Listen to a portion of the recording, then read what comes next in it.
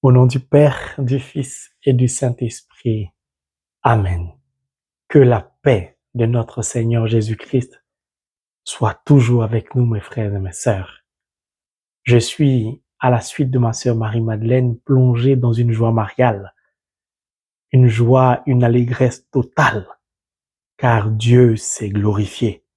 Permettez que je puisse témoigner de mon infinie reconnaissance, de ma gratitude infinie à l'égard de Dieu le Père, de mon maître à penser, l'Emmanuel, Dieu est avec nous, à mon ami intime et personnel, Holy Spirit, le Saint-Esprit, Fezou, Kerereu, aux anges qui se tiennent devant la face de Dieu, à mes deux anges gardiens préférés, sans oublier la mère des mères, ma marraine spirituelle, l'Immaculée Conception, Notre-Dame de Fatima. La présence de Marie au cœur de la mission que Dieu nous a confiée est une présence vitale. La puissance de son intercession nous donne d'obtenir la faveur de Dieu le Père au nom de Jésus et de voir ainsi nos projets devenir accomplissement. Maman, merci. Merci pour tout, marraine spirituelle. Je voudrais vous dire merci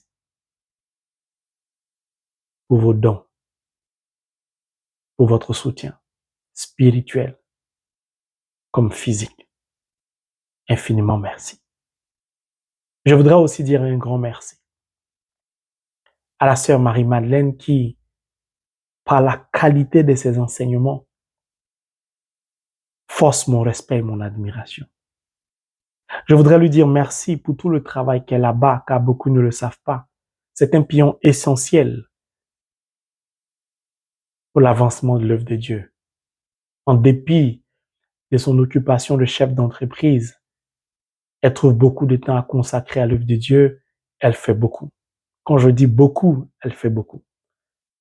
C'est une personne humble, je ne dirai pas tout ce qu'elle accomplit, mais elle contribue énormément à l'avancement de tous les livres que je suis en train de préparer.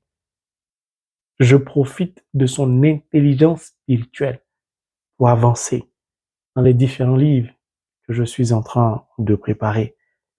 Comment ne pas dire merci au choix du cœur de Dieu pour moi, qui est mon épouse, qui de nuit comme de jour me porte, me supporte, me tient, me permet d'être debout. Mon épouse est ma colonne vertébrale pour parler en langage spirituel.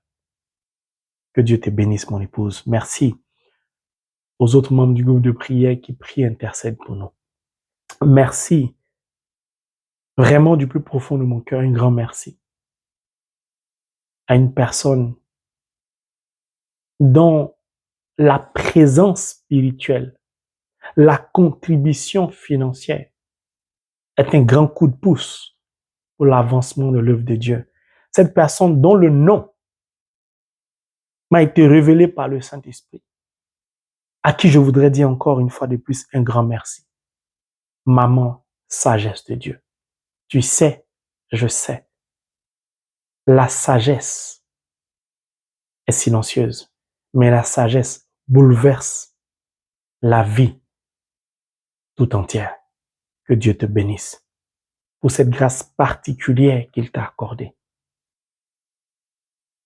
Ta présence, tes paroles sont une source de bénédiction pour beaucoup d'âmes, comme je te l'ai toujours dit. Ce que tu accomplis pour l'œuvre que Dieu nous a confiée, seul Dieu saura te le rendre. Merci infiniment du plus profond de mon cœur. Et que Dieu se souvienne de tes enfants, qu'il les bénisse au nom de Jésus.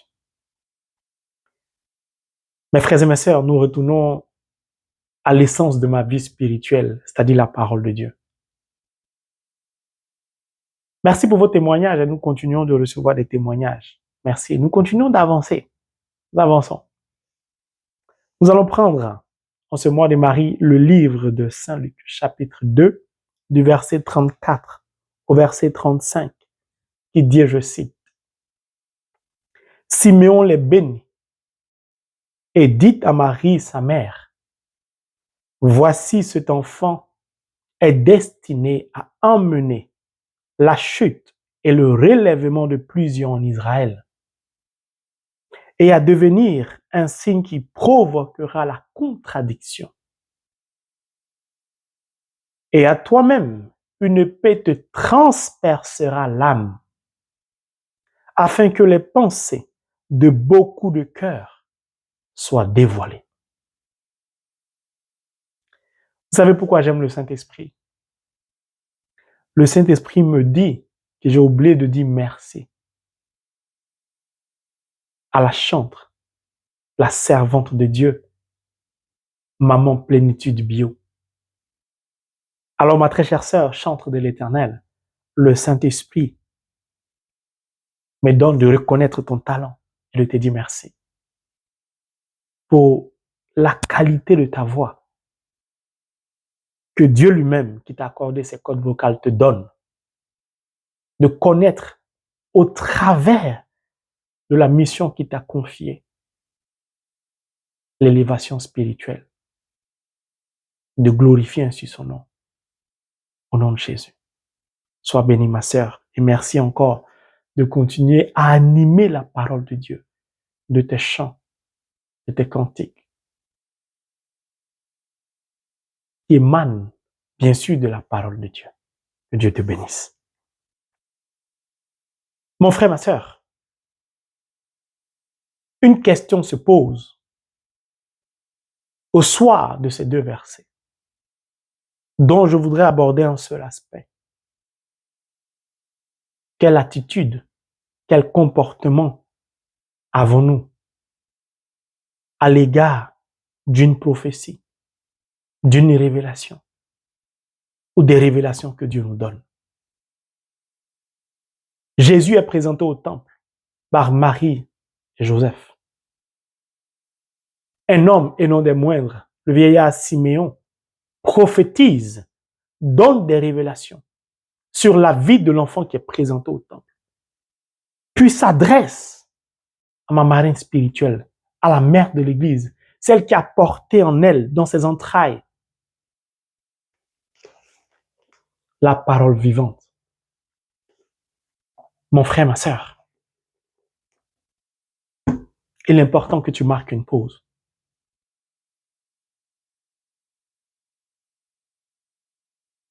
Simeon les bénit et dit à Marie, sa mère, voici.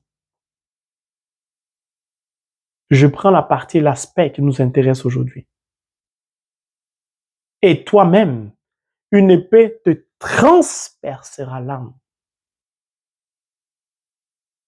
De vous à moi. Est-ce que c'est une révélation joyeuse? Est-ce que c'est une prophétie agréable à écouter et entendre? Qui souhaite être transpercé ou voir son âme être transpercée par une épée? Personne. Quelle est l'attitude de Marie? Quel est le comportement de Marie? Comment accueille-t-elle cette prophétie, ce message divin qui vient de l'être suprême? Abba, notre Père. Mon frère, ma sœur, certainement on t'a donné des révélations. Cette année, tu vas te marier. Cette année, tu vas enfanter. Tu vas avoir un travail. Ta souffrance va s'arrêter. Tes difficultés vont s'estomper. Cette année-là, c'est l'année de ton année. Cette année, tu guériras. Toutes sortes de révélations, de prophéties. Et jusqu'à présent, rien ne s'est encore accompli. Et tu te poses des questions certainement. Tu ne comprends pas. Parce que tu as l'impression que ta vie tourne en rond. Comment tu peux te marier si tu n'as pas rencontré ton âme sœur?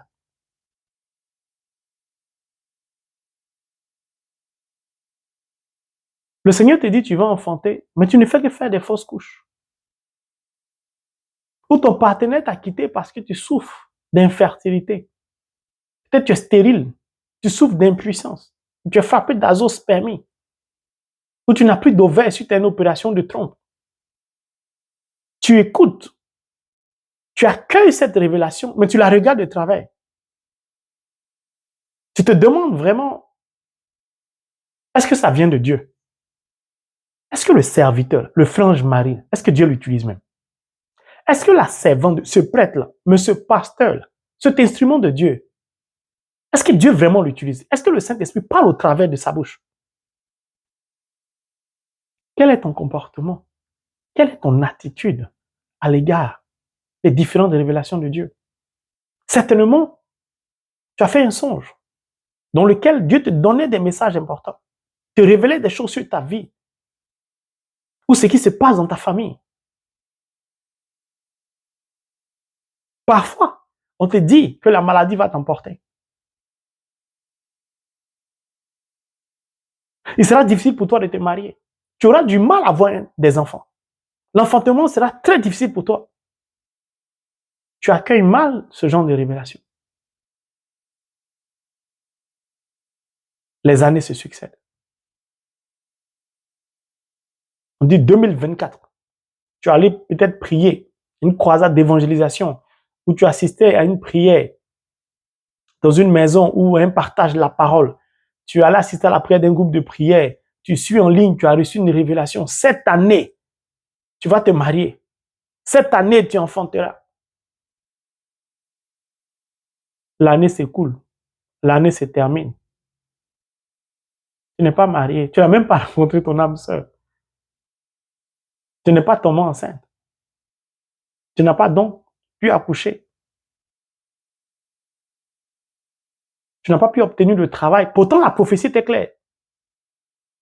D'ici décembre, tu vas travailler. Décembre est passé, on est en janvier, février, mars. Tu n'as toujours pas de travail. Mieux, quand tu postules, avant même on te répondait, maintenant on ne te répond plus.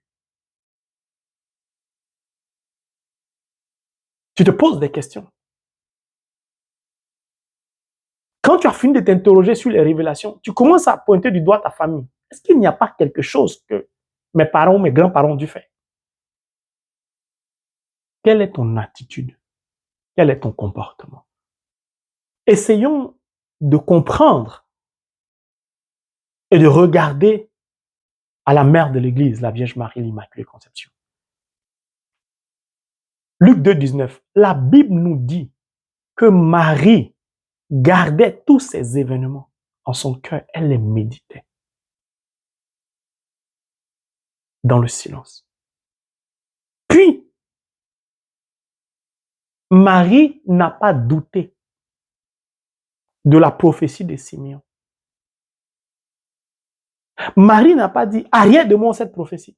Je la plonge dans le sang de Jésus, je brise cette prophétie. Elle ne s'accomplira pas. Elle ne l'a pas dit. Parce que Marie sait qu'une révélation, une parole qui vient de Dieu, au travers de la bouche d'un prophète de Dieu, d'un serviteur de Dieu, que cette nouvelle soit bonne ou mauvaise, elle est toujours pour la gloire de Dieu et pour le salut des autres. C'est ce qui marque toute la différence. Quelle est ton attitude à l'égard des révélations, à l'égard des songes, des visions, des paroles de connaissance que tu perçois? Murmures-tu contre Dieu parce que les paroles de connaissance, les révélations tardent à s'accomplir? Fais-tu toujours confiance à Dieu? Doutes-tu de la quintessence des messages que tu reçois parce que ces messages ne vont pas dans le sens escompté que tu souhaites?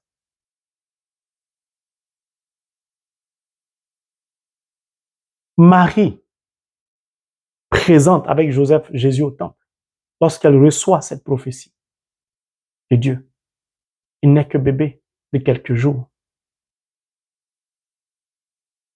Mais Marie va se mettre en mouvement. Elle va continuer à réaliser la parole de Dieu, à réaliser le projet de Dieu. Cet enfant qui pourtant a été annoncé comme un roi, à qui les rois mages ont porté des présents et non des moindres. Marie pouvait se poser 1001 questions. Si mon fils est roi, si mon fils est le sauveur de l'humanité, qui peut me faire du mal? Personne. Mais Marie a été plongée dans un mystère lors de l'Annonciation. L'ombre du Saint-Esprit te couvrira. Ce mystère donne à Marie une force spirituelle dans les épreuves. Ce mystère dans lequel elle a été plongée est le fondement de sa vie spirituelle. Marie le sait. Elle est unique, comme tu es unique aux yeux de Dieu. De par ton ADN, tu es unique. Car Dieu ne fait point exception de personne. Dieu n'avantage personne. Quand tu médites le rosaire, quand tu lis la parole de Dieu, Holy Bible, the Word of God, tu te plonges dans les différents mystères que regorge la parole de Dieu. Quand tu acceptes de vivre la parole de Dieu, quand tu acceptes de laisser la parole de Dieu transformer ton être, tu deviens comme Marie. Même si la révélation annonce ta mort certaine l'année prochaine, tu n'as pas peur. Car comme le père de la foi, Abraham, tu es capable de dire, même mort, Dieu est capable de le ressusciter. Donc certainement, ma mort sera pour glorifier le nom de Dieu. Et tu l'attends avec joie. C'est ce que Marie a fait. Puis, quelques mois, quelques années après, elle va partir en exil avec Joseph, sous injonction de Dieu.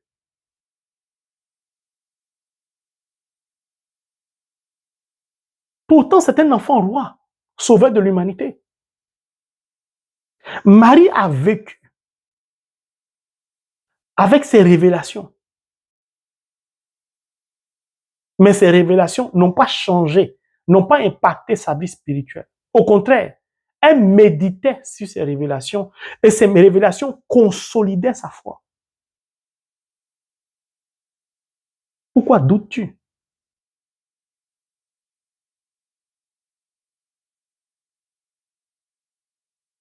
Il a fallu à Marie plus de 30 ans pour voir ce que le vieillard Siméon avait annoncé se réaliser. Au pied de la croix, c'est réalisé ce que Siméon avait annoncé. La révélation de Dieu, la parole de Dieu s'accomplit toujours. Beaucoup de chrétiens en souffrent.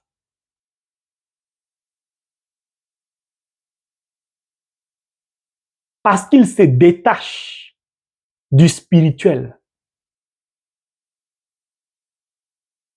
Parce qu'ils font l'inverse. Ils veulent vivre dans le spirituel avec les événements physiques. Alors qu'il faut vivre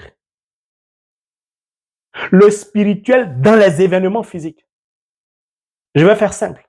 Notre vie spirituelle doit impacter notre vie physique et en déterminer le déroulement et non l'inverse.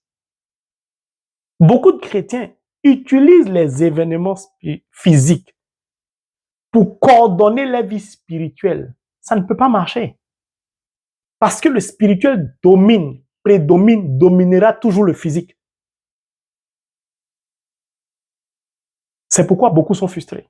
Et l'enseignement prochain, je vais donner encore un autre exemple. Parce que le but de cette année 2024, c'est de vous emmener à voir vos intentions être exaucées. C'est de sortir de vos difficultés. Quand on regarde un chrétien, on doit être capable de retrouver en lui la présence glorieuse de mon berger, mon maître à penser.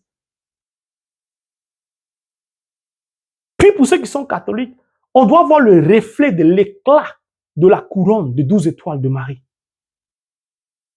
Couronnée reine du ciel et de la terre par la Sainte Trinité. Il lui a fallu plus de 30 ans, sinon 33 ans, pour voir la révélation, la prophétie de Simeon s'accomplir.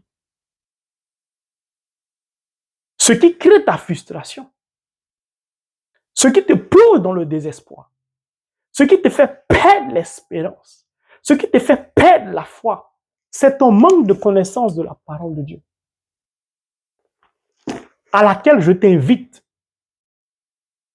sérieusement à t'y attacher.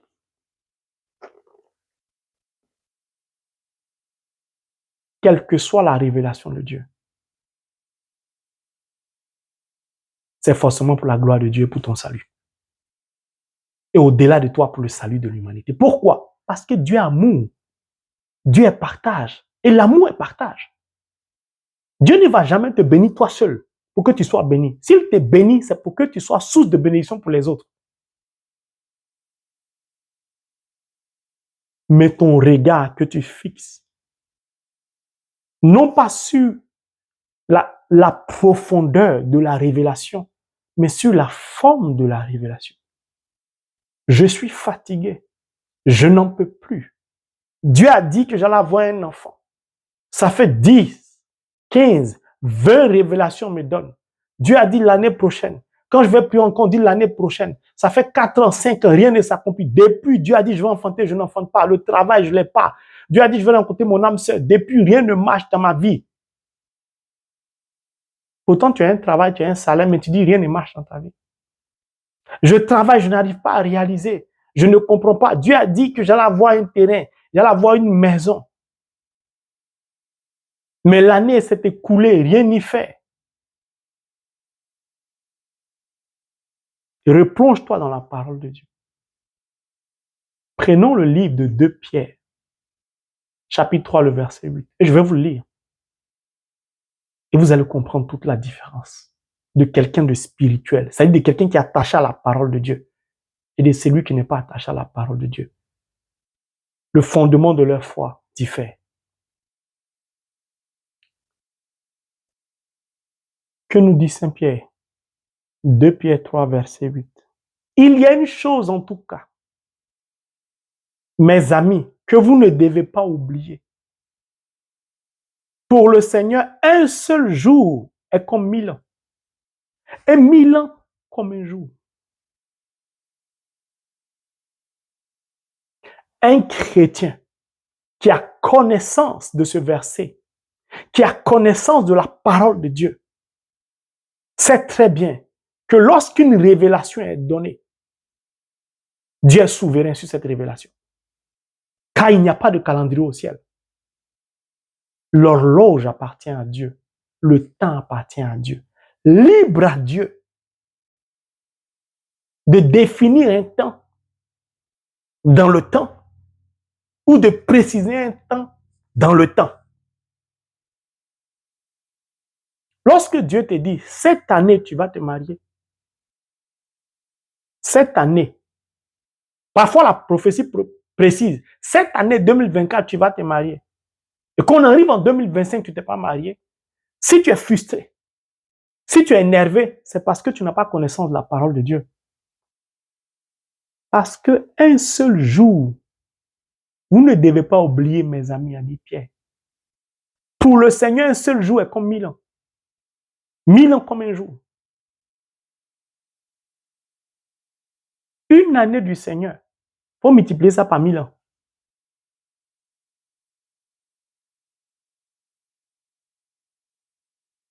Mais le même Dieu a dit à Abraham, et à Sarah, l'an prochain, à la même période, tu enfanteras. Sarah a enfanté. Dieu est souverain sur sa parole. Qu'elle soit prophétie, révélation, parole de connaissance. Si donc tu as la crainte de Dieu, tu ne peux être frustré lorsque l'année s'écoule. Pourquoi? Parce que c'est justement parce que l'année s'est écoulée que sa gloire va se manifester dans ta vie.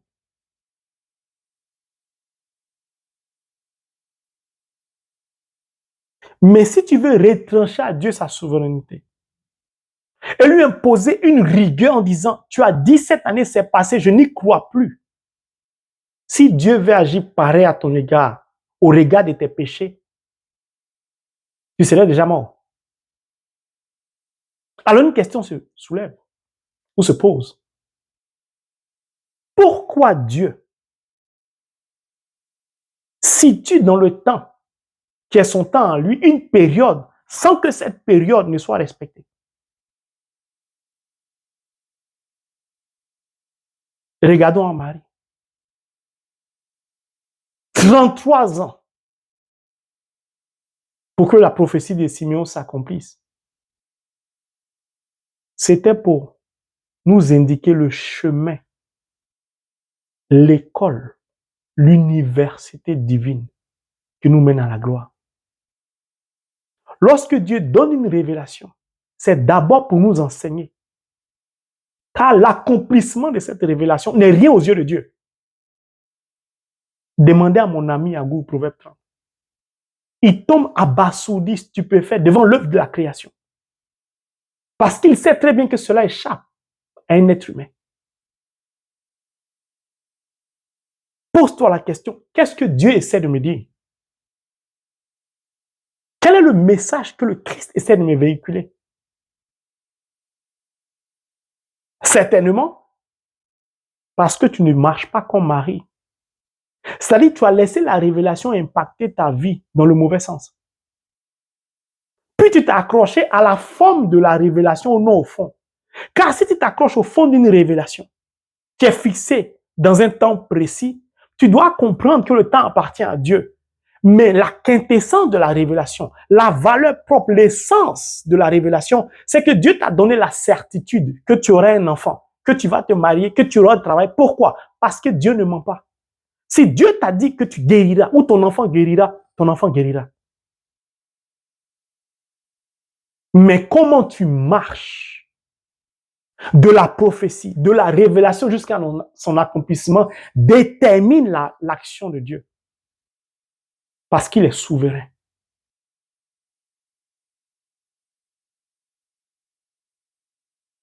Mon frère, ma sœur, c'est ce message que j'ai voulu te porter. J'ai annoncé il y a quelques mois de cela que nous avons besoin d'un montant de 15 000 $. Et après avoir échangé avec les avocats, ils ont dit que c'est pour eux qu'il y ait des frais qui peuvent monter qu'à 20 000 $. Je vous ai toujours pris à témoin. Puis, nous avons commencé à prier. Et Dieu a commencé à parler. Dieu a donné plusieurs messages. Il a dit qu'il allait susciter des personnes. Mais comptez le temps où nous avons annoncé que nous avons besoin de 15 000 $, jusqu'au temps où nous avons pu rassembler les 15 000 $ qui s'est écoulé. 15 000 $ n'est rien aux yeux de Dieu. C'est un montant insignifiant aux yeux de Dieu. Pourquoi ça a pris tout ce temps pour un si petit montant insignifiant aux yeux de Dieu? Ce n'est pas le montant qui est important. C'est l'université, l'enseignement que Dieu voulait nous prodiguer, voulait nous donner, voulait partager avec nous qui est important. Alors l'argent lui appartient. Quel est cet enseignement? Chacun va méditer là-dessus. Si nous sommes parvenus à atteindre ces 15 000 $, c'est grâce à vos dons de 15 $, de 7 $, de 10 €, de 5 000 francs CFA. Ce sont ces petits montants que Dieu a rassemblés, qui nous ont permis d'atteindre les 15 000 $. Pourtant, de temps en temps, Dieu suscitait des personnes, des corbeaux, pour nous donner soit 6 000 €, soit d'autres, c'est leur salaire entièrement qu'ils nous donnaient, d'autres, c'est 800 $, d'autres, c'est 500 $, mais c'était vite fait. C'était des clins d'œil de Dieu pour dire, je suis glorieux quand je veux. Mais la plupart de ce montant a reposé sur les plus petits dons. Ceux qui sont insignifiants aux yeux du monde Pour d'autres, ils vendent des gâteaux. Comme une de mes sœurs au Mali, qui vend des gâteaux qui sur la tête, qui se promènent au Mali pour vendre des gâteaux. Qui gagne combien par jour? Combien? Sous le soleil au Mali. Mais qui a tenu à nous faire parvenir son offrande de $12. Ça, c'est 7 000 francs CFA. Qui a insisté parce qu'elle voulait contribuer à la construction de l'édifice de Dieu. C'est une leçon. Pour ma part, je prends ça comme une leçon, une université de mon maître à penser. C'est pourquoi vous ne me verrez jamais m'attarder sur le nombre d'abonnés. Il y a un proverbe qui dit, lorsque le sage indique la lune avec son doigt, l'imbécile regarde le doigt. Quand on est spirituel, on ne s'attarde pas sur le nombre d'abonnés. On focalise son attention sur ce que Dieu accomplit. On focalise son attention sur l'enseignement prodigué par le Saint-Esprit. En un claquement de doigts, Dieu peut conduire 10 millions de personnes à s'abonner. Il est souverain. Mais Dieu cherche, quand il s'agit de la construction de son édifice, des personnes très abaissées, comme on le dit, qui ont sa crainte humble. Regardez le roi David. Il disposait de tout. Il était prêt à acheter des terres, une terre pour bâtir le temple. Dieu lui a dit, ce n'est pas toi qui vas bâtir le temple. Ce sera Salomon, ton fils. Dieu prend toujours ceux qui sont toujours plus petits. Lorsque Dieu veut t'élever, il te fait commencer par le bas de l'échelle. Pourquoi? Parce qu'il veut t'enseigner à rester humble. Ce montant de 15 000 $ est la gloire de Dieu manifestée, mais au travers de vos dons. 100 €, 200 €, 100 $, 200 $. Parce que Dieu vous aime. Dieu vous aime dans votre condition financière. Essuyez vos larmes. Dieu voit votre condition financière. Je sais de quoi je parle. Je sais ce qu'il m'a dit. Il prend son temps parce que sa gloire va vous dépasser. Mon frère, ma sœur, ne fixe plus ton regard sur la forme des révélations, mais sur le fond. Puis, dans les pas de Marie, sois fidèle au Christ. Peu importe la révélation. Peu importe la révélation. Même si elle semble être négative pour toi, pour Dieu, ça ne sera jamais négatif. Mère, elle est. En silence, elle a accueilli la révélation qui n'était pas réjouissante. Elle a continué à réaliser la parole de Dieu. Aujourd'hui, elle est couronnée reine du ciel et de la terre par la Sainte Trinité. Ce que tu traverses est le chemin de la manifestation de la gloire de Dieu dans ta vie. Tu veux déposer ou poser sur ta tête une couronne d'étoiles. Pour que Marie parvienne à voir cette révélation s'accomplir. Cette prophétie de Siméon, elle a emprunté le chemin du calvaire. Alors n'aie pas peur. Ne doute plus du diagnostic du médecin. Là, le cancer, ce n'est rien aux yeux de Dieu. Ce que Dieu cherche, c'est ta foi, c'est ton cœur, c'est ta fidélité. Et tu verras que le miracle va s'opérer. Au nom de Jésus. Amen.